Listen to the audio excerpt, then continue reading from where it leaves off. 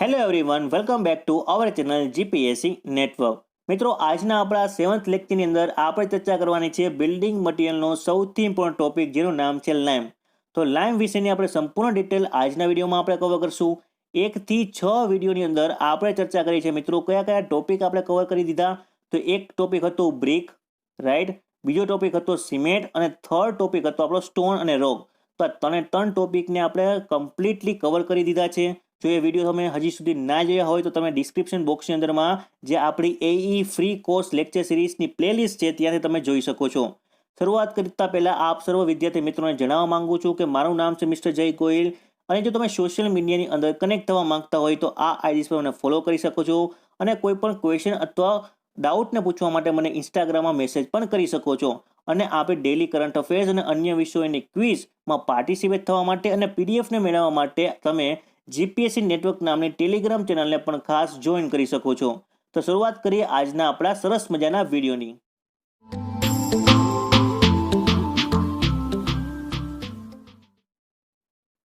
સૌથી પહેલા તો આપણે સમજી લઈએ કે લાઇમના એવા કયા કયા સબ ટોપિક છે જેમાંથી સૌથી વધારે ક્વેશ્ચન એક્ઝામમાં પૂછાતા હોય. તો સૌથી પહેલા ટોપિક છે ડેફિનેશન. તો definition of સ્લેકિંગ, calcination, setting, carbonation અને હાઇડ્રોલિસિટી, આ બધી જ ડેફિનેશન એક્ઝામ પર્પઝથી ખૂબ જ અગત્યની છે. તેનાથી પણ અગત્યનો એક ટોપિક છે જેનું નામ છે ક્લાસિફિકેશન ઓફ લાઇમ. તો લાઇમનું ક્લાસિફિકેશનમાંથી મિત્રો 80%થી વધારે ક્વેશ્ચન્સ છે નીકળતા હોય છે. એટલા માટે એ ટોપિકને આપણે ખૂબ જ સરળતાથી અને સારી રીતે કમ્પ્લીટ કરવો પડશે. ત્યારબાદ છે classification of lime as per BIS 712/1973. અને લાસ્ટમાં આપણો ટોપિક રહેશે યુઝિસ ઓફ લાઇમ. તો આ બધા જ ટોપિકને આપણે ખૂબ જ સારી રીતે કમ્પ્લીટ કરશું. આપણે જે રીતે મેથડથી ચાલીએ છીએ એ મુજબ જે આપણો લાઇમનો ટોપિક છે એ પણ આપણે 2 પાર્ટમાં હશે. પહેલા પાર્ટની અંદરમાં ડિસ્કસ કરશું આપણા કન્સેપ્ચ્યુઅલ થિયરીની, અને બીજા પાર્ટની અંદરમાં આપણે ડિસ્કસ કરવાના છે લાઇમના જેટલા પણ ફેક્ચ્યુઅલ જે વન લાઇનર ક્વેશ્ચન્સ છે એ વન લાઇનર ક્વેશ્ચનને ડિસ્કસ કરશું. હવે મિત્રો, જે વન લાઇનર ક્વેશ્ચનનો પાર્ટ 2 છે એને જોવાનું ખાસ ચૂકતા નહીં, કેમ કે જે મોટાભાગના જે ક્વેશ્ચન છે ડાયરેક્ટલી એક્ઝામમાં પૂછાય છે એ બધા જ ક્વેશ્ચન હું વન લાઇનર ક્વેશ્ચનના રૂપમાં હું સમજાવવાનો પ્રયત્ન કરું છું. એટલે થિયરી તો સમજો સાથે, પરંતુ તેના ફેક્ચ્યુઅલ ડેટાનો જે વન લાઇનર ક્વેશ્ચન છે એને જરા પણ મિસ ના કરતા. ફર્સ્ટ ઓફ ઓલ આપણે સમજીએ what is the definition of calcination. Calcination કોને કહેવામાં આવશે? તો ધ્યાનથી સાંભળજો મિત્રો. The process of heating a limestone to redness in a contact with the air, it is called as a calcination. સાદી ભાષામાં આપણે સમજીએ તો લાઇમસ્ટોનને આપણે રેડ ના થાય ત્યાં સુધી હીટ કરવું એટલે કે ગરમ કરવું વિથ કોન્ટેક્ટ ઓફ એર. તો આ કમ્પ્લીટ પ્રોસેસને શું કહેવામાં આવશે? તો કે કેલ્સિનેશન. હવે કેલ્સિનેશનથી શું પ્રોસેસ થશે? તો due to the calcination the moisture and the carbon dioxide are remove from the limestone and will get CaO. CaO એને શું કહેશું આપણે? કેલ્શિયમ ઓક્સાઇડ આપણને મળશે. તો આ કમ્પ્લીટ જે પ્રોસેસ છે અને જે આપણને ફાઇનલી CaO મળે છે તેને શું કહેવામાં આવે છે? તો કે ફેટ લાઇમ. સમજાશે મિત્રો? શું થાય છે પ્રોસિજરની અંદરમાં કે જે આપણો લાઇમસ્ટોન છે CaCO3 એને આપણે શું કરશું? તો કે 1000°C તાપમાને આપણે તેને ગરમ કરશું. ગરમ કરવાથી મોઇસ્ચર અને CO2 કાર્બન ડાયોક્સાઇડ છૂટું પડશે, અને શું મળશે આપણને? તો કે CaO, જેને આપણે કહીએ છીએ લાઇમ અથવા તો કેલ્શિયમ ઓક્સાઇડ. તો જે કેલ્શિયમ ઓક્સાઇડ આપણને મળે છે એને આપણે બીજા શબ્દોમાં ઓળખીએ છીએ ફેટ લાઇમ તરીકે, બરાબર? અથવા તો ફેટ લાઇમ અથવા તો ક્વિક લાઇમ. આ બંને વસ્તુ મિત્રો એક જ થાય છે. હવે આપણે આગળ વધીએ તો બીજી ડેફિનેશન છે આપણી મિત્રો slaking. What is the definition of slaking? Slaking કોને કહેવામાં આવશે? તો મિત્રો, હમણાં ફર્સ્ટ પાર્ટની અંદરમાં ફર્સ્ટ ડેફિનેશનમાં જોયું કેલ્સિનેશનમાં કે જે આપણને ક્વિક લાઇમ મળે છે, તો આ ક્વિક લાઇમ છે મિત્રો સ્ટેબલ કન્ડિશનમાં મળતો નથી. જ્યારે પણ આ ક્વિક લાઇમની અંદરમાં આપણે વોટરને એડ કરશું, એટલે કે when the water is added to quick lime, chemical reaction take place and hydrated lime in a form of powder is obtained. બરાબર? એટલે શું થશે? તો કે જે ક્વિક લાઇમ છે જેને આપણે ઓળખીએ છીએ CaO, તો CaO ની અંદરમાં હું શું કરીશ? તો કે પાણી એડ કરીશ. તો પાણી એડ કરવાથી મને કેમિકલ રિએક્શન થશે, અને આ કેમિકલ રિએક્શનને કારણે શું થશે? તો કે મને હાઇડ્રેટેડ લાઇમ મળશે. હાઇડ્રેટેડ લાઇમ એટલે કે CaOH ટ્વાઇસ, બરાબર? CaOH ટ્વાઇસ મને મળશે, જેને આપણે કહીએ છીએ હાઇડ્રેટેડ લાઇમ, અને થોડી ઘણી છે હીટ પણ જનરેટ થશે. તો કમ્પ્લીટ જે પ્રોસેસ છે એ પ્રોસેસને શું કહેવામાં આવે છે? સ્લેકિંગ. એક વખત લાઇમ એટલે કે ક્વિક લાઇમ બની ગયા પછી શું કરવાનું? તો કે જો H2O ઉમેરવામાં આવે, પાણી ઉમેરવામાં આવે, તો એ બંનેની વચ્ચે એટલે કે કેલ્શિયમ ઓક્સાઇડ અને H2O બંનેની વચ્ચે પ્રોસેસ થશે, કેમિકલ રિએક્શન થશે અને ફાઇનલી આપણને શું મળે છે? તો કે હાઇડ્રેટેડ લાઇમ. તો આ કમ્પ્લીટ જે પ્રોસેસ છે આ પ્રોસેસને કહેવામાં આવે છે સ્લેકિંગ. બરાબર. અને જે સ્લેકિંગ છે મિત્રો, એ સ્લેકિંગ પ્રોસેસને કારણે જે ફાઇનલી જે આપણને હાઇડ્રેટેડ લાઇમ મળે છે એટલે કે CaOH ટ્વાઇસ, એને આપણે સ્લેક લાઇમ પણ કહેવાય અથવા તો હાઇડ્રેટેડ લાઇમ પણ કહેવાય. આ વસ્તુ મિત્રો ખૂબ જ અગત્યની છે, હાઇડ્રેટેડ લાઇમ અથવા તો સ્લેક લાઇમ. સમજાશે? બરાબર. હવે આપણે આગળ વધીએ અને સમજીએ આપણી થર્ડ ડેફિનેશન.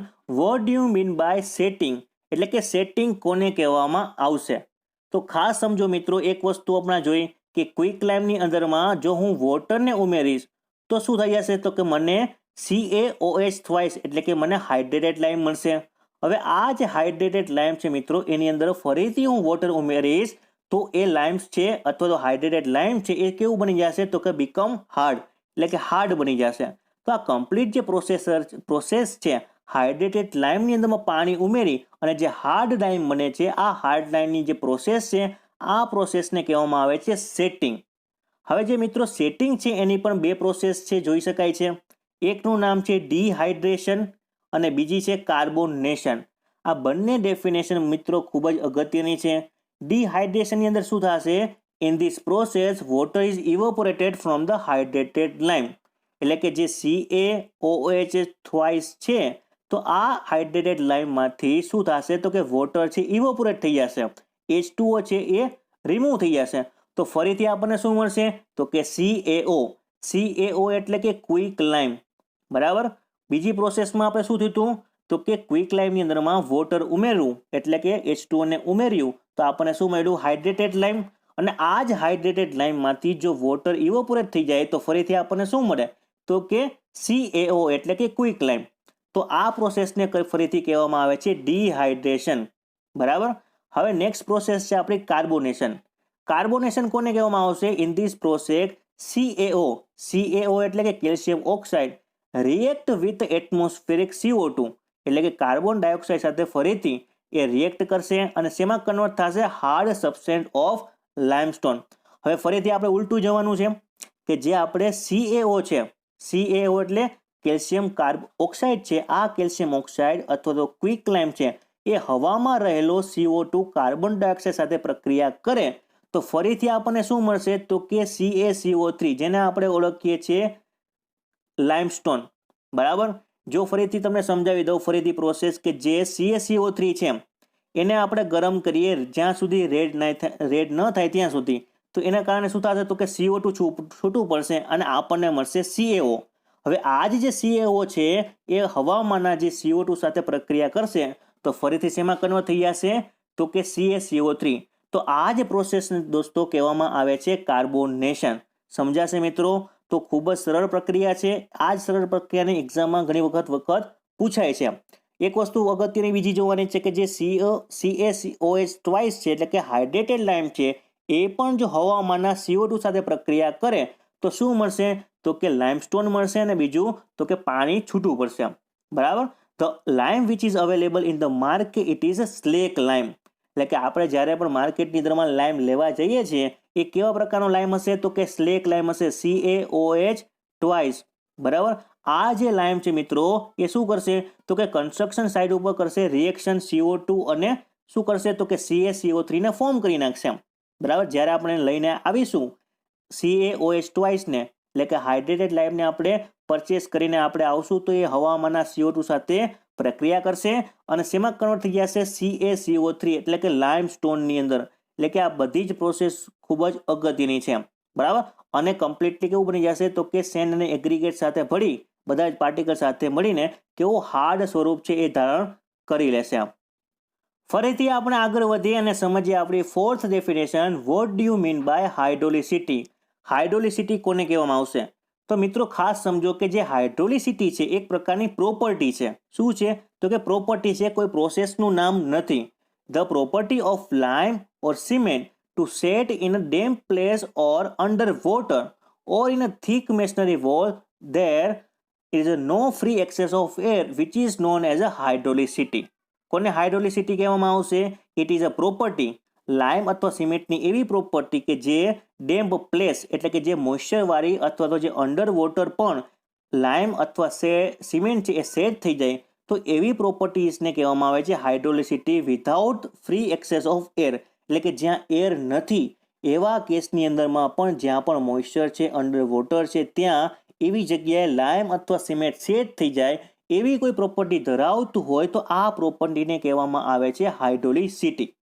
હવે મિત્રો જે પ્યોર લાઇમ છે, જેમ કે વ્હાઇટ ચોક છે, માર્બલ છે, આ પ્યોર લાઇમ છે મિત્રો કોઈ પણ પ્રકારની હાઇડ્રોલિસિટી ધરાવતું નથી. ખાસ ધ્યાનમાં રાખજો, પ્યોર લાઇમ છે એ હાઇડ્રોલિસિટી ધરાવતું નથી. એક્ઝામમાં પ્રશ્ન પૂછાય પ્યોર લાઇમ હાઇડ્રોલિસિટી ધરાવશે કે નહીં ધરાવે, તો કમ્પ્લીટલી હાઇડ્રોલિસિટી ધરાવતું નથી. જે લાઇમની અંદરમાં સિલિકા અને એલ્યુમિના હશે એવા જ લાઇમ છે મિત્રો હાઇડ્રોલિસિટી ધરાવશે. એટલા માટે હાઇડ્રોલિસિટી માટે કયા બે કન્સ્ટિટ્યુટ જવાબદાર છે? તો કે સિલિકા અને એલ્યુમિના. આટલી વસ્તુ તમને ખાસ ખબર હોવી જોઈએ. આ હતી મિત્રો આપણી 4 ડેફિનેશન. ખૂબ જ સરળતાથી મેં સમજાવી. ફરીથી એક વખત રિવાઇઝ કરજો. હવે આપણે સમજીએ ક્લાસિફિકેશન ઓફ લાઇમ. તો જે ક્લાસિફિકેશન ઓફ લાઇમ છે તેમાંથી 80%થી પણ વધારે ક્વેશ્ચન્સ છે આ જ ટોપિકમાંથી નીકળતો હોય છે. એટલા માટે આને બરાબર સમજજો. હવે જે ક્લાસિફિકેશન ઓફ લાઇમ છે it is a base on the method of slaking and setting. હમણાં આપણે પ્રોસેસ જોઈ સ્લેકિંગ અને સેટિંગ. તેના મુજબ જ જે લાઇમ છે એને બ્રોડલી ક્લાસિફાઈ કરી શકાય છે. ફેટ લાઇમ, હાઇડ્રોલિક લાઇમ અને પુઅર લાઇમ. આ 3 પ્રકારે આપણે કેટેગરાઇઝ કરી શકાય છે. હમણાં આપણે સમજ્યા હતા કે ફેટ લાઇમ કોને કહેવામાં આવશે? કે જ્યારે લાઇમસ્ટોન છે એટલે કે CaCO3 છે તેને આપણે ગરમ કરશું તો CO2 છૂટવું પડશે અને આપણને શું મળે છે? તો કે CaO. તેને આપણે શું કહીએ છીએ? તો કે ફેટ લાઇમ અથવા તો ક્વિક લાઇમ. બરાબર. એવી જ રીતે સેકન્ડ છે હાઇડ્રોલિક લાઇમ અને થર્ડ છે પુઅર લાઇમ. તો સૌથી પહેલાં આપણે સમજીએ ફેટ લાઇમ અને તેની પ્રોપર્ટી વિશે. તો સૌથી પહેલાં યાદ રાખવાની વસ્તુ છે કે it is a purest form of lime. સૌથી પ્યોરેસ્ટ ફોર્મ છે મિત્રો લાઇમનું. અને એની અંદર શું હશે? તો કે 95%થી વધારે હશે CaO. CaO એટલે કે કેલ્શિયમ ઓક્સાઇડ. બરાબર. અને બીજી એક અગત્યની વાત કે હમણાં આપણે જોઈએ મુજબ કે જે ફેટ લાઇમ છે ને બીજા કયા નામથી ઓળખવામાં આવે છે? તો કે ક્વિક લાઇમ. બરાબર. ક્વિક લાઇમ પણ કહેવાય છે, પ્યોર લાઇમ પણ કહેવાય છે, રીચ લાઇમ અથવા તો વ્હાઇટ લાઇમ તરીકે પણ તેને ઓળખવામાં આવે છે. આ બધા જ એના સબ નામ છે. બધા જ વસ્તુ આપણે યાદ રાખવાની છે. હવે જે ફેટ લાઇમ છે it is soluble in a water. એટલે કે વોટરની અંદરમાં શું થઈ જાય છે? તો કે સોલ્યુબલ થઈ જવાની પ્રોપર્ટીઝ એ ફેટ લાઇમ ધરાવે છે. It is slack vigorously. વિગોરસલીનો મતલબ થશે એટલે કે કમ્પ્લીટલી છે એ સ્લેક કરી શકાય છે. બરાબર. સ્લેકિંગની અંદર પ્રોસેસ જોયું કે સ્લેકિંગમાં કઈ કઈ વસ્તુનો સમાવેશ થાય છે. બરાબર. હવે થર્ડ અથવા તો નેક્સ્ટ પોઈન્ટ છે આપણો it is said slowly in the presence of air. એટલે કે જ્યાં એર પ્રેઝન્ટ હશે એવા કેસની અંદરમાં ફેટ લાઇમ છે એ થોડું સ્લોલી સેટ થઈ શકે છે. આ બધી જ મિત્રો એની પ્રોપર્ટીઝ છે. ખાસ મિત્રો ધ્યાનમાં રાખવાની છે. It has a high degree of plasticity. સૌથી વધારે પ્લાસ્ટિસિટી કયા લાઇમની અંદર હશે? તો કે ફેટ લાઇમની અંદરમાં હશે. આપણે સૌથી વધારે જે ઇમ્પોર્ટન્ટ પોઈન્ટ છે એને જોયા કે 95%થી વધારે CaO હશે. ક્વિક લાઇમ, રીચ લાઇમ, પ્યોર લાઇમથી એને ઓળખવામાં આવે છે. વોટરની અંદરમાં સોલ્યુબલ છે. બરાબર. એરની એટલે કે હવાની હાજરીમાં એ સેટ છે એ સ્લોલી થાય છે અને હાઈ ડિગ્રી પ્લાસ્ટિસિટી ધરાવે છે. આટલી બધી વસ્તુ ધ્યાનમાં રાખો દોસ્તો. બરાબર. હવે 2-3 વસ્તુ વધારે ફેટ લાઇમ વિશે જાણવાની છે એ આપણે જોઈએ કે ડ્યુરિંગ સ્લેકિંગ. બરાબર. હવે જ્યારે આપણે સ્લેકિંગ કરશું ત્યારે તેનું વોલ્યુમ છે એ 2 થી 3 ટાઈમ છે એ વધી જાય છે. Volume increase by 2 to 3 times while the during the slaking. બરાબર. આ વસ્તુ એક ખાસ યાદ રાખવાની, એક્ઝામમાં ઘણી વખત પૂછાયેલું છે. અને it is a lot of heat is generated. જ્યારે પણ સ્લેકિંગ થશે ત્યારે કઈ કઈ વસ્તુ છે ડેવલપમેન્ટ જોવા મળશે ફેટ લાઇનની અંદરમાં, આ વસ્તુ આપણને જણાવેલી છે કે વોલ્યુમ છે 2 થી 3 ગણું વધી જશે. સૌથી વધારે હીટ લિબરેટ એટલે કે જનરેટ થશે. Hissing and cracking sound is produce થશે. ક્રેકિંગ સાઉન્ડ છે એ પ્રોડ્યુસ થઈ જશે જ્યારે આપણે એને સ્લેકિંગ કરશું ત્યારે. અને જે લાઇમ લમ્સ છે are converted into the white powder. એટલે કે જે લાઇમ લમ્સ છે, જે ગઠ્ઠાઓ છે એ ગઠ્ઠાઓ શેમાં કન્વર્ટ થઈ જશે? તો કે વ્હાઇટ પાવડરની અંદર. તો આ બધી જ વસ્તુઓ મિત્રો ખાસ ધ્યાનથી સમજવાની છે ફેટ લાઇટના સંદર્ભમાં. બરાબર. It harden by reacting with atmospheric CO2. હમણાં આપણે પ્રોસેસ જોઈ હતી કાર્બોનેશનની, કે જ્યારે જે CaO છે એ હવામાંના CO2 સાથે પ્રક્રિયા કરશે, કેમિકલ રિએક્શન ટેક પ્લેસ થશે અને શેમાં કન્વર્ટ થશે તો કે CaCO3 એટલે કે લાઇમસ્ટોનની અંદર કન્વર્ટ થઈ જશે. કેવું સબસ્ટેન્સ છે મિત્રો તો કે સોલિડ સબસ્ટેન્સની અંદર કન્વર્ટ થઈ જશે. બીજી એક અગત્યની વસ્તુ છે કે ફેટ લાઇમ છે ડઝ નોટ પોઝેસ હાઇડ્રોલિસિટી. શું પ્રોસેસ કરશે તો કે પ્લાસ્ટિસિટી ધરાવે છે, પ્લાસ્ટિસિટી ધરાવે છે પરંતુ હાઇડ્રોલિસિટી ધરાવતું નથી. હમણાં વાત કરી હતી કે જે પ્યોર લાઇમ છે, આ પ્યોર લાઇમ ક્યારે પણ હાઇડ્રોલિસિટી ધરાવતું નથી, માત્ર એ શું ધરાવશે તો કે પ્લાસ્ટિસિટી ધરાવશે. બરાબર. જો લાઇમની અંદરમાં સિલિકા અથવા તો એલ્યુમિના હશે તો ને માત્ર તો જ એ લાઇમ શું ધરાવશે તો કે હાઇડ્રોલિસિટી ધરાવશે. આ બધા જ પોઈન્ટ મિત્રો ખાસ નોટ ડાઉન કરી નાખજો. બરાબર. સૌથી અગત્યની વસ્તુ જે એક્ઝામમાં પૂછાતી હોય છે કે ફેટ લાઇમનો યુઝ કઈ જગ્યાએ કરી શકાય છે. તો જે ફેટ લાઇમ છે મિત્રો એ યુઝ કરી શકાય છે વ્હાઇટ વોશિંગ માટે. બરાબર. વ્હાઇટ વોશિંગ માટે યુઝ કરી શકાય છે, અને બીજું પ્લાસ્ટરિંગ માટે આપણે તેને યુઝ કરીએ છીએ. બરાબર. તો આટલી વસ્તુ તમે યાદ રાખશો તો લાઇમમાંથી ફેટ લાઇમમાંથી કોઈ પણ ક્વેશ્ચન્સ જે નીકળશે એ બધા જ ક્વેશ્ચન તમે સરળતાથી આન્સર આપી શકશો. બરાબર. હવે આપણે આગળ વધીએ અને સમજીએ હાઇડ્રોલિક લાઇમને. સેકન્ડ ટાઈપ છે આપણો હાઇડ્રોલિક લાઇમ. તો હાઇડ્રોલિક લાઇમ કોને કહેવામાં આવશે? This is the lime set under water in absence of air, therefore that is called as a hydraulic lime અથવા તો વોટર લાઇમ તરીકે પણ એને ઓળખવામાં આવે છે. તો હમણાં આપણે આગળ જોયું હતું એ મુજબ કે જ્યારે પણ કોઈ લાઇમ છે એ શું થઈ જશે તો કે અંડર વોટર સેટ થઈ જાય without or absence of air, એટલે કે એરની હવાની ગેરહાજરીમાં જો કોઈ લાઇમ અંડર વોટર સેટ થઈ જાય તો એવા લાઇમને શું કહેવામાં આવશે તો કે હાઇડ્રોલિક લાઇમ અથવા તો વોટર લાઇમ. આ બેમાંથી કોઈ પણ એક નામ આપણે કહી શકીએ. બરાબર. હવે જે હાઇડ્રોલિસિટી છે અથવા તો હાઇડ્રોલિક લાઇમ છે એના વિશે આપણે માહિતી લઈએ. It's a hydraulicity is due to the presence of alumina and magnesium. બરાબર. હવે મિત્રો હમણાં મેં ખાસ વસ્તુ કીધી કે જે હાઇડ્રોલિસિટી છે કોને કારણે હશે, તો જો લાઇમની અંદરમાં સિલિકા, એલ્યુમિના અથવા મેગ્નેશિયા હશે તો ને માત્ર તો એ લાઇમ છે હાઇડ્રોલિસિટી ધરાવશે. બરાબર. જો નહીં હોય તો પ્લાસ્ટિસિટી ધરાવશે. તો જે હાઇડ્રોલિક લાઇમ છે તેની અંદરમાં હાઇડ્રોલિસિટી છે એ કોને કારણે હશે તો કે presence of alumina and magnesia. આ બંનેને કારણે હાઇડ્રોલિક લાઇમની અંદરમાં હાઇડ્રોલિસિટી આપણને જોવા મળે છે. ફરીથી it is set slowly set થશે. શું કામ? It is a contraction is a less during a setting. એટલે કે જે કોન્ટ્રાક્શન છે એ સૌથી ઓછું હોય છે ડ્યુરિંગ અ સેટિંગ સમયે, એટલા માટે સેટ છે એ સ્લોલી થશે. બરાબર. બીજો એક અગત્યનો point, during a slaking increase in volume is also less. હવે જ્યારે પણ આપણે હાઇડ્રોલિક લાઇમને સ્લેકિંગ કરશું એવા સમયે તેનું વોલ્યુમ છે એ ઇન્ક્રીઝ થશે બહુ જ ઓછી માત્રામાં. ફેટ લાઇમનું કેટલા પર્સન્ટેજ કેટલા ટાઈમ્સ છે એ વધી જતું હતું? 2 થી 3 ગણું. 2 થી 3 ગણું સ્લેકિંગ દરમિયાન ફેટ લાઇમનું વોલ્યુમ વધતું હતું, જ્યારે હાઇડ્રોલિક લાઇમનું જે વોલ્યુમ છે એ ઓછી માત્રામાં છે વધે છે ડ્યુરિંગ અ સ્લેકિંગ.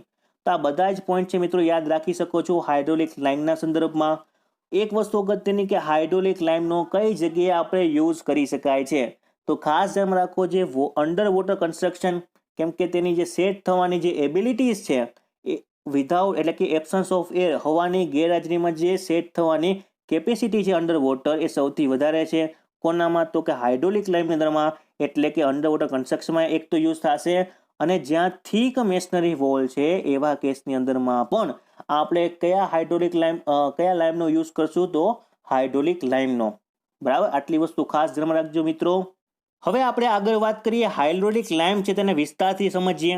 તો depending on the percentage of alumina, hydraulic lime which is classify into 3 types. એટલે કે જે આપણે એલ્યુમિના અને મેગ્નેશિયા છે તેને કારણે જ હાઇડ્રોલિક લાઇમની અંદર શું છે તો કે હાઇડ્રોલિસિટી છે. તો તેના આધારે એટલે કે એલ્યુમિના પર્સેન્ટેજના આધારે હાઇડ્રોલિક લાઇમને 3 પ્રકારના કેટેગરીમાં ડિવાઈડ કરી શકીએ. એક તો છે ફેબલી હાઇડ્રોલિક લાઇમ, સેકન્ડ છે મોડરેટલી હાઇડ્રોલિક લાઇમ, અને થર્ડ છે એમિનેન્ટલી હાઇડ્રોલિક લાઇમ. હવે અલગ અલગ આસ્પેક્ટ મુજબ આ ત્રણે હાઇડ્રોલિક લાઇમ છે તેનો બિહેવિયર અથવા તો પ્રોપર્ટી શું છે તે વસ્તુની આપણે વાત કરીએ તો જો પર્સેન્ટેજ ઓફ ક્લેની વાત કરીએ તો સૌથી વધારે જો કોઈ પર્સેન્ટેજ ધરાવતું હોય તો એ કયું હાઇડ્રોલિક ક્લાઇમ છે તો કે એમિનેન્ટલી હાઇડ્રોલિક ક્લાઇમ 21 થી 30%, અને સૌથી ઓછું હશે 5 થી 10% ફેબલી હાઇડ્રોલિક લાઇમની અંદર, અને 11 થી 20% હશે મોડરેટલી હાઇડ્રોલિક લાઇમની અંદર. બરાબર. સ્લેકિંગ ટાઈમની વાત કરીએ તો સ્લેકિંગ ટાઈમ સૌથી વધારે કોમાં હશે તો કે સ્લેક વિથ ડિફિકલ્ટી. સૌથી વધારે જો સ્લેકિંગમાં પ્રોબ્લેમ આવતી હોય તો એવા હાઇડ્રોલિક લાઇમનું નામ છે એમિનેન્ટલી હાઇડ્રોલિક લાઇમ. સૌથી ઓછો સમય લાગતો હોય એવો હાઇડ્રોલિક લાઇમ છે ફેબલી હાઇડ્રોલિક લાઇમ. થોડા જ મિનિટની અંદરમાં સ્લેકિંગ છે પ્રોસેસ કમ્પ્લીટ થઈ જાય છે, અને 1 થી 2 કલાકનો સમય લાગે છે મોડરેટલી હાઇડ્રોલિક લાઇમની અંદર. હવે આપણે વાત કરીએ સેટિંગ ટાઈમ ઇન વોટર, એટલે કે સેટિંગ થવા માટે વોટરની અંદર કેટલો સમય અલગ અલગ હાઇડ્રોલિક લાઇમને લાગી શકે છે. તો મિત્રો ખાસ ધ્યાન રાખો, જે ફેબલી હાઇડ્રોલિક લાઇમ છે તેને 3 વીક એટલે કે 3 અઠવાડિયા સુધીનો સમય લાગી શકે. મોડરેટલી હાઇડ્રોલિક લાઇમ છે તેને 1 વીકનો સમય લાગી શકે છે, અને જે એમિનેન્ટલી હાઇડ્રોલિક લાઇમ છે તેને માત્ર 1 કે 2 દિવસની અંદર જ જે હાઇડ્રોલિક લાઇમ વોટરની અંદર સેટ થઈ જાય છે. પ્રશ્ન પૂછાય કે સૌથી ઓછો સમયગાળો અથવા તો કારગર કોઈ હાઇડ્રોલિક લાઇમ હોય એનું નામ જણાવો, તો શું આવશે તો કે એમિનેન્ટલી હાઇડ્રોલિક લાઇમ. અને સૌથી વધારે કયા હાઇડ્રોલિક લાઇમને ટાઈમ લાગશે તો કે ફેબલી હાઇડ્રોલિક લાઇમ. તો આટલી વસ્તુ ખાસ ધ્યાનમાં રાખો. બીજી વસ્તુની વાત કરીએ હાઇડ્રોલિસિટી.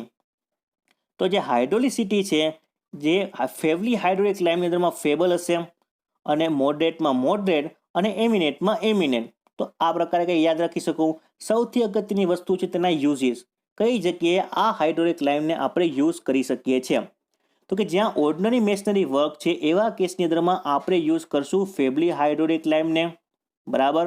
હવે જે superior type of masonry work છે, સૌથી વધારે અગત્યનું મેશનરી વર્ક છે, એવા કેસમાં આપણે યુઝ કરી શકીએ છીએ મોડરેટલી હાઇડ્રોલિક લાઇમ.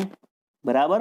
અને જે એમિનેન્ટલી હાઇડ્રોલિક લાઇમ છે એને ક્યાં યુઝ કરશું તો કે masonry at a damp place, એટલે કે જ્યાં જે સેટિંગ ઇન વોટર છે એવા કેસ હશે, ડેમ્પ પ્લેસ હશે, જ્યાં મોઇશ્ચર વધારે હશે, હવાની ગેરહાજરીમાં જે લાઇમ છે એને વધારે સેટ થઈ જવાની જરૂર પડતી હશે, એવા કેસની અંદરમાં આપણે યુઝ થશે એમિનેન્ટલી હાઇડ્રોલિક લાઇમ. તો મિત્રો આ હતા આપણા 3 પ્રકારના હાઇડ્રોલિક લાઇમ, ફેબલી, મોડરેટલી અને એમિનેન્ટલી. આ ત્રણેય બધા જ પ્રકારના જે આસ્પેક્ટ છે એ આસ્પેક્ટને ધ્યાનમાં રાખીને કોઈ પણ પ્રકારનો ક્વેશ્ચન એક્ઝામમાં પૂછાઈ શકે છે. બધી જ વસ્તુ ઇમ્પોર્ટન્ટ છે આપણા માટે. હવે આપણે વાત કરીએ આપણા થર્ડ ટાઈપ, જેને આપણે ઓળખીએ છીએ પુઅર લાઇમ. તો પુઅર લાઇમના આપણે બેઝિક જે પ્રોપર્ટીઝ છે તેના વિશેની આપણે વાત કરીએ તો પુઅર લાઇમને બીજા કયા નામથી ઓળખવામાં આવે છે તો કે લીન લાઇમ તરીકે પણ ઓળખવામાં આવે છે. હવે જે ફેટ લાઇમ છે તેને કયા નામથી ઓળખવામાં આવે છે તો ક્વિક લાઇમ, રીચ લાઇમ, વ્હાઇટ લાઇમ જેવા નામોથી ઓળખવામાં આવે છે. તેવી જ રીતે જે પુઅર લાઇમ છે તેને આપણે લીન લાઇમ તરીકે ઓળખીએ છીએ. હવે એની અંદર શું હશે તો પુઅર લાઇમની અંદરમાં મોર દેન 30% ઓફ ક્લે હશે, therefore it looks like muddy white. બરાબર. સૌથી વધારે જો ક્લે કન્ટેન્ટ કયા લાઇમની અંદર હશે તો કે પુઅર લાઇમની અંદર હશે, અને તેને કારણે છે કેવા પ્રકારનું દેખાશે તો કે મડી વ્હાઇટ પ્રકારનું દેખાશે. હવે જે સ્લેક છે વેરી સ્લોલી, સ્લેકિંગ પ્રોસેસ છે પુઅર લાઇમમાં સૌથી ઓછી હશે, સ્લોલી હશે. એક વસ્તુ આ યાદ રાખવાની છે. બીજી વસ્તુ કે જે સેટ અથવા તો હાર્ડન થઈ જાય એ હાર્ડન પ્રોપર્ટી પણ કેવી હશે, સૌથી સ્લો હશે. તો યાદ રાખવાનું છે કે જે સ્લેકિંગ ટાઈમ છે એ પણ સ્લો હશે, અને જે સેટ અથવા હાર્ડન ટાઈમ છે એ પણ સ્લો હશે, સૌથી સ્લો હશે.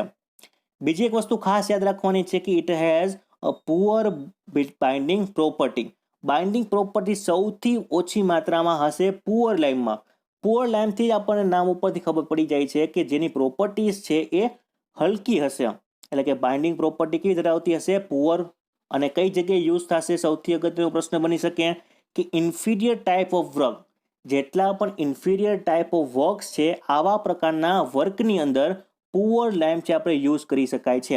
બરાબર. વ્હાઇટ વોશિંગ માટે, પ્લાસ્ટરિંગ માટે કયા લાઇમનો યુઝ થાય છે તો કે ફેટ લાઇમનો અંદરમાં. અને એવો કોઈ કેસ હોય કે જ્યાં હવાની ગેરહાજરીમાં લાઇમને સેટ થવાની જરૂર પડતી હોય ત્યાં આપણે હાઇડ્રોલિક લાઇમને યુઝ કરીએ છીએ. બરાબર. આટલી વસ્તુ ખાસ સમજાશે. તો હવે આગળ વધીએ આપણે classification of lime as per BIS 712/1973. આ પણ મિત્રો ખૂબ જ અગત્યના ક્વેશ્ચન નીકળી શકે છે. ક્લાસ એ થી લઈને ક્લાસ એફ સુધી આપણે ક્લાસિફાઈ કરી શકીએ છીએ. ક્લાસ એમાં કયા હાઇડ્રોલિક લાઇમનો સમાવેશ થશે? તો એમિનેન્ટલી હાઇડ્રોલિક લાઇમ છે which is useful for the structural purpose.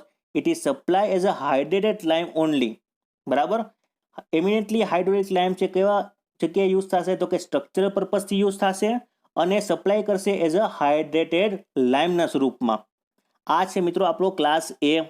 Class બીની આપણે વાત કરીએ. Semi hydraulic lime useful for masonry work.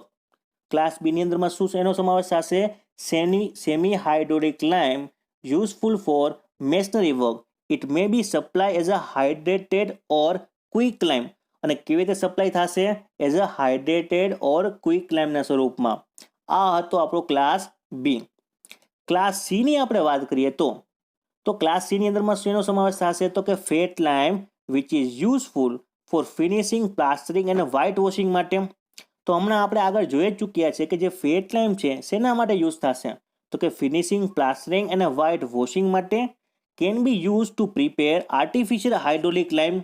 Artificial hydraulic લાઇમના સ્વરૂપમાં પણ એને યુઝ કરી શકીએ છીએ. On mixing it with surkhi and clay. જો આપણે સરખી અને ક્લે સાથે આપણે મિક્સ કરી નાખીએ ફેટ લાઇમને તો તેને આપણે હાઇડ્રોલિક લાઇમ તરીકે પણ તેને યુઝ કરી શકીએ છીએ. અને સપ્લાય કેવી રીતે થશે? Supply as a hydrated or quick lime same as a class B. બરાબર. આટલી વસ્તુ ધ્યાનમાં રાખશે મિત્રો. આગળ વધીએ ક્લાસ ડી તરફ. Similar to fat lime contain more proportion of magnesium oxide. હવે સિમિલર છે ક્લાસ ડી છે. સિમિલર છે કોને? તો કે ફેટ લાઇમને સિમિલર છે, પરંતુ સૌથી વધારે માત્રામાં કોણ કન્સ્ટિટ્યુટ હશે? તો કે મેગ્નેશિયમ ઓક્સાઇડ, જેને આપણે ઓળખીએ છીએ MgO તરીકે. બરાબર. અને સુટેબલ ફોર ફિનિશિંગ, પ્લાસ્ટરિંગ અને વ્હાઇટ વોશિંગ માટે. ફેટ લાઇન શેના માટે યુઝ થાય છે? તો કે ફિનિશિંગ ઓફ પ્લાસ્ટરિંગ અને વ્હાઇટ વોશિંગ માટે. તો ક્લાસ ડી છે એ પણ સિમિલર છે ક્લાસ સી થશે. પરંતુ એક વસ્તુ નોટ કરવાની છે કે જે મેગ્નેશિયમ ઓક્સાઇડ છે એ સૌથી વધારે માત્રામાં જોવા મળશે. બરાબર. ક્લાસ ઈ તરફ આગળ વધીએ આપણે. કંકર લાઇમ સુટેબલ ફોર મેશનરી મોર્ટાર. હવે જે કંકર છે એ કંકર લાઇમ યુઝ થશે એના માટે? તો કે મેશનરી મોર્ટાર માટે. બરાબર. અને લાસ્ટમાં છે આપણે ક્લાસ એફ. હવે ક્લાસ એફની આપણે વાત કરીએ તો siliceous dolomite lime suitable for finishing coat and undercoat. બરાબર. જે સિલિસિયસ ડોલોમાઇટ છે, ડોલોમાઇટ કેવું છે મિત્રો? તો કે ઇન્ટ્રુઝિવ ઇગ્નિયસ રોક છે. આપણે સ્ટોન ચેપ્ટરમાં આપણે ભણ્યા હતા. બરાબર. તો જે સિલિસિયસ ડોલોમાઇટ છે which is suitable for the what finishing of coat and undercoat માટે. અને supply as a hydrated or quick lime તરીકે. હવે મિત્રો અહીંયાથી 1 થી 2 જ ક્વેશ્ચન મેક્સિમમ પૂછાઈ શકે છે. એટલે કે તમારે યાદ રાખવાનું છે કે એમિનેન્ટલી હાઇડ્રોલિક લાઇમ છે શેના માટે યુઝ થશે? તો કે સ્ટ્રક્ચર પર્પઝથી પણ યુઝ થઈ જશે અને એ ક્લાસ એ પ્રકારનો હાઇડ્રોલિક લાઇમ છે. ક્લાસ બી પ્રકારમાં આવશે સેમી હાઇડ્રોલિક લાઇમ અને ક્લાસ સીમાં આવશે ફેટ લાઇમ. અને તેનો યુઝ ક્યાં થશે? તો કે તેનો યુઝ થશે મિત્રો ખાસ કે ફિનિશિંગ ઓફ પ્લાસ્ટરિંગ અને વ્હાઇટ વોશિંગમાં છે. અને હાઇડ્રોલિક તરીકે પણ પ્રિપેર કરી શકાય છે, પરંતુ જો તેની અંદર આપણે સરખી અને ક્લે ઉમેરીએ તો. યાદ રહેશે બધી વસ્તુઓ. તો વધીએ આગળ અને લાઇમના આપણે યુઝ જોઈએ એ પહેલાં આપણે કમ્પેરિઝન જોવાની છે ખાસ, કે કમ્પેરિઝન બિટવીન ફેટ લાઇમ અને હાઇડ્રોલિક લાઇમ.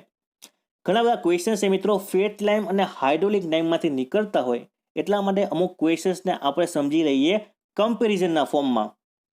તો વાત કરીએ ક્લે કન્ટેન્ટ. તો ક્લે કન્ટેન્ટ કયા હાઇડ્રોલિક અથવા તો ફેટ લાઇમમાં વધારે હશે કે હાઇડ્રોલિક લાઇમમાં? ફેટ લાઇમની અંદર હશે 5% કરતાં પણ ઓછું અને 5 થી 30% હશે હાઇડ્રોલિક લાઇમની અંદરમાં. ક્લે કન્ટેન્ટ સૌથી વધારે કયા લાઇમની અંદર હશે? હાઇડ્રોલિક લાઇમની અંદર.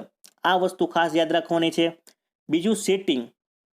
સેટિંગની વાત કરીએ તો કે set in a presence of air. હવાની હાજરીમાં સેટ થઈ જાય છે. જ્યારે આ હાઇડ્રોલિક લાઇમ છે એ કોની હાજરીમાં સેટ થશે? તો કે વોટરની હાજરીમાં. બરાબર. સ્લેકિંગની વાત કરીએ તો slack vigorously volume is increase 2 to 3 times. હમણાં આપણે જોયું હતું કે સ્લેકિંગ દરમિયાન જે વોલ્યુમ છે એ 2 થી 3 ગણું છે વધી જાય છે, જ્યારે હાઇડ્રોલિક લાઇમની અંદરમાં સૌથી ઓછું એટલે કે થોડા જ માત્રાની અંદરમાં સ્લેક દરમિયાન વોલ્યુમ છે એ ઇન્ક્રીઝ થશે. બરાબર. હવે કલરની આપણે વાત કરીએ તો કલર છે એ ફેટ લાઇમનો કેવો હશે? તો કે પ્યોર વ્હાઇટ હશે. એટલા માટે એને પ્યોર લાઇમ તરીકે ઓળખીએ છીએ. અને જે હાઇડ્રોલિક લાઇમ છે તેનો કલર કેવો હશે તો કે ગ્રેઇશ વ્હાઇટ પ્રકારનો છે. વ્હાઇટમાં થોડોક ગ્રે પ્રકાર જોઈ શકાય છે.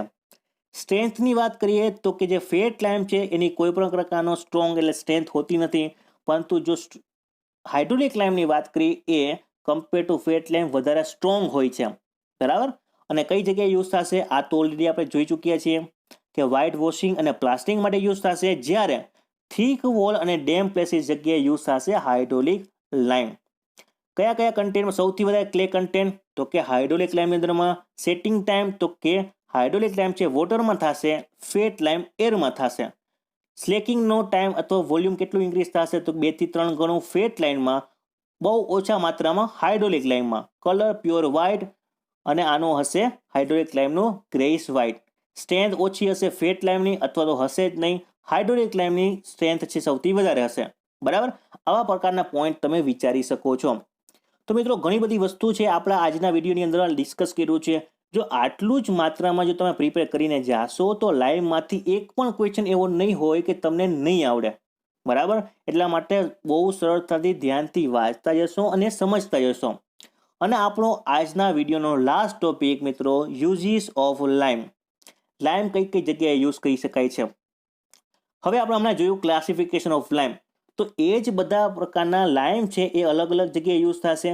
તો એ જ પ્રકારના આપણે યુઝીસ અહીં જોઈ શકાય છે. મોર્ટાર ફોર મેશનરી વર્ક માટે, મોર્ટાર ફોર પ્લાસ્ટરિંગ માટે, પ્રિપેર લાઇમ કોન્ક્રીટ માટે, વ્હાઇટ વોશિંગ માટે યુઝ કરી શકાય છે, મેન્યુફેક્ચરિંગ ઓફ લાઇમ સેન્ડ બ્રિક્સને તૈયાર કરી શકાય છે, અને આર્ટિફિશિયલ સ્ટોનને પણ તૈયાર કરી શકાય છે લાઇમમાંથી.